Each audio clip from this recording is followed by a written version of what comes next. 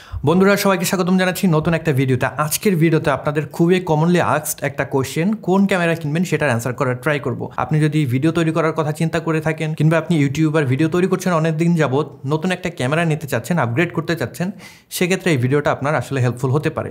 তবে আমি আজকের এই ভিডিওতে মূলত ভিডিও ফোকাস যে ক্যামেরাগুলো রয়েছে সেটির বিষয়ে কথা বলবো। ফটোগ্রাফি নিয়ে আমার তেমন কোনো আইডিয়া নেই, জেনারেলি আমার ফটোগ্রাফি করা হয় না, ক্যামেরা দিয়ে মূলত আমি ভিডিও তৈরি করি।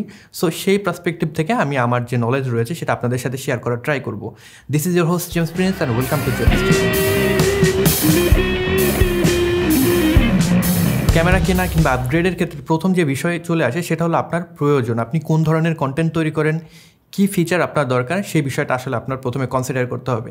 আপনি যদি শর্ট ফিল্ম তৈরি করেন সেক্ষেত্রে এক ধরনের ক্যামেরা আপনার জন্য বেস্ট হতে পারে। আপনি যদি স্টুডিও কন্ডিশনে আমার মতন ভিডিও তৈরি করেন সেক্ষেত্রে নর্মাল যে কোনো ক্যামেরা দিয়ে কিন্তু আপনি ভিডিওগুলো তৈরি করতে পারবেন। আপনি যদি 4K চান সেক্ষেত্রে এক ধরনের ক্যামেরা, 1080p যদি ভিডিও তৈরি করেন সেক্ষেত্রে আরেক ধরনের ক্যামেরা, সেটা নিলে হয়তো আপনার কিছু টাকা বেঁচে যাবে।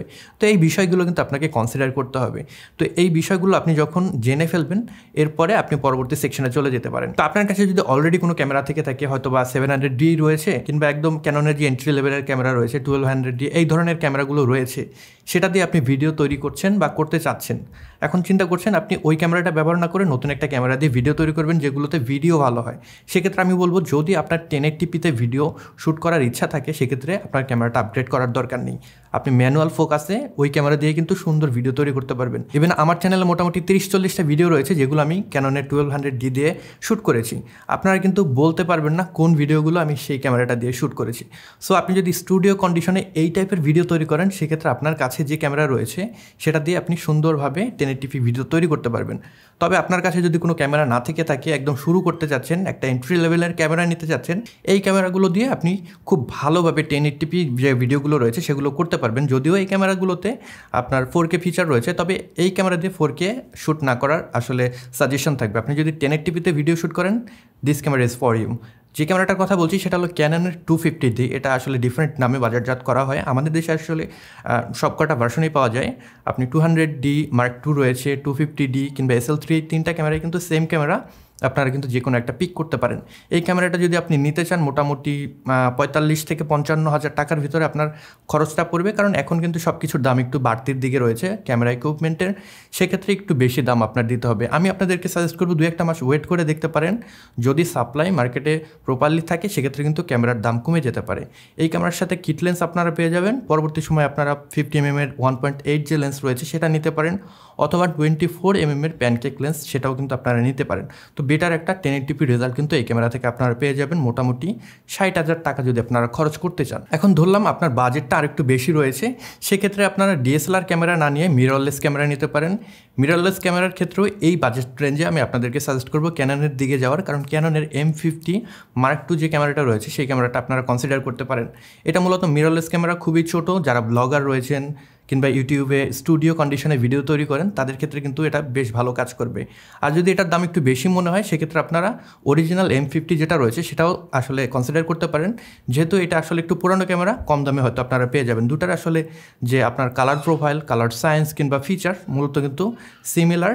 সো আপনারা যে কোনো ক্যামেরাটাই কিন্তু এখান থেকে চুজ করতে পারেন। এবং এই ক্যামেরাটা যদি আপনারা নিতে চান সেক্ষেত্রে কিন্তু নর্মাল যে ক্যাননের লেন্সগুলো রয়েছে পুরানো লেন্সগুলো সাপোর্ট করবে না, আপনাকে একটা কনভার্টার ব্যবহার করে সেই লেন্সগুলো আসলে ব্যবহার করতে হবে। এই কারণে আমি বলেছি যে এই ক্যামেরাগুলো যদি নেন একটু খরচ আপনার বেশি পড়বে।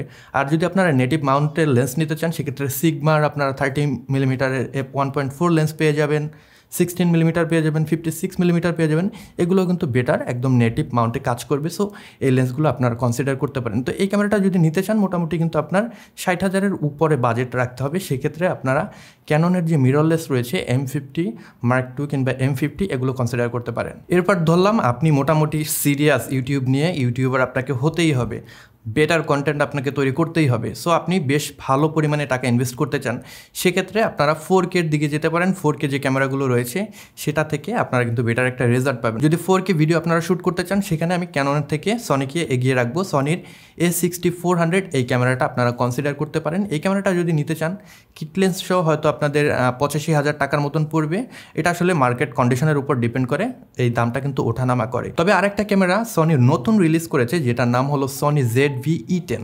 এই ক্যামেরাটার জন্য আপনারা ওয়েট করতে পারেন, কারণ এই ক্যামেরাটার দাম কিন্তু সনির A6400-এর চেয়ে একটু কম হবে এবং ভিডিওর জন্য কিন্তু এটা বিশেষভাবে তৈরি করা হয়েছে, যার কারণে আপনাদের ভিডিও রিলেটেড বেশ কিছু ফিচার সেখানে পেয়ে যাবেন। এবং এটার আরেকটা সুবিধা হলো আপনার এখানে যে ডিসপ্লেটা রয়েছে সেটা হলো সাইডের আর্টিকুলেটিং স্ক্রিন। আমরা সনি A6400-এ যেটা দেখি সেটা হলো উপরের দিকে আসলে ফ্লিপ হয় স্ক্রিনটা, কিন্তু এটা সাইড থেকে আর্টিকুলেট হয়।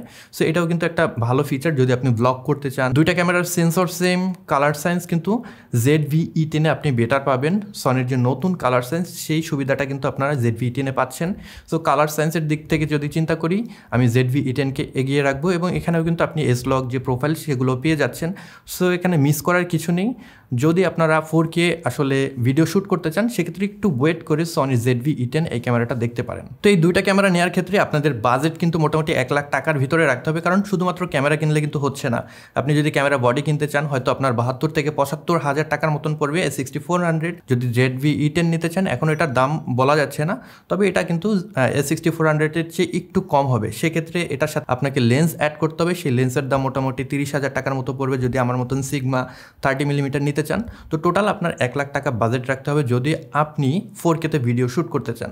এখন এগুলো কিন্তু ছিল সব ক্রপ সেন্সর ক্যামেরা, যেটা আসলে যে সেন্সর সাইজ সেটা ফুল ফ্রেমের যে সেন্সর সাইজ থেকে একটু ছোট। তো আপনারা যদি ফুল ফ্রেম ক্যামেরা নিতে চান এবং আপনাদের ভিডিও কোয়ালিটি টপ নচ করতে চান সেক্ষেত্রে আপনারা সনির আরেকটা ক্যামেরা রয়েছে A7C, সেই ক্যামেরাটা আসলে কনসিডার করতে পারেন। খুবই ভালো একটা ক্যামেরা এবং এটার যে কালার সায়েন্স সেটাও কিন্তু সনির যে আপগ্রেডেড কালার সায়েন্স সেটা আপনারা পেয়ে যাচ্ছেন। এটাকে মূলত সনির যে ফুল ফ্রেম ক্যামেরা রয়েছে A7 III সেটার ছোট ভার্সন বলা হচ্ছে। আপনারা যদি চান A7 III-ও নিতে পারেন, তবে এখানে কিন্তু অনেক অসুবিধা রয়েছে, যেরকম স্ক্রিনটা আপনি আসলে দেখতে পারবেন না কারণ স্ক্রিনটা আপনার উপর দিকে আসে না। তবে A7C-র যে স্ক্রিনটা রয়েছে সেটা কিন্তু আর্টিকুলেটিং একটা স্ক্রিন। সো এখান থেকে আপনি যদি একা একা ভিডিও শ্যুট করেন আপনার বেশ ভালো সুবিধা পাবেন, যদি ব্লগ করেন সেক্ষেত্রেও বেশ ভালো সুবিধা পাবেন। এই ক্যামেরাটা যদি নিতে চান মোটামুটি 1,45,000 টাকার মতন আপনার খরচ হবে এবং এর সাথে কিন্তু এর পরবর্তী সময় আপনাকে লেন্স অ্যাড করতে হবে। তো আশা করি আপনারা বুঝতে পেরেছেন, যদি আপনার বাজেট 50,000 টাকা থেকে 1.5 লাখ টাকার মতন হয় এই ক্যামেরাগুলো কিন্তু আপনারা কনসিডার করতে পারেন। এরপরে যদি কোনো প্রশ্ন থাকে আমাকে অবশ্যই কমেন্ট বক্সে জানাবেন, আমি আপনাদেরকে সেগুলো রিপ্লাই করার ট্রাই করব। আর এই যে ক্যামেরাগুলো বললাম এখান থেকে যদি কোনো ক্যামেরার আপনারা রিভিউ দেখতে চান স্পেশালি আমার এই চ্যানেলে, তাহলে নিচে কমেন্ট বক্সে জানাবেন। পার্টিকুলার সেই ক্যামেরার উপরে আমার যে পার্সোনাল এক্সপিরিয়েন্স সেটা ব্যবহার করে আমি আপনাদেরকে বলার চেষ্টা করব। তো সবাই ভালো থাকবেন, সুস্থ থাকবেন। পরবর্তী ভিডিওতে নতুন কোনো বিষয় নিয়ে আবার দেখা হচ্ছে। Until then, good by.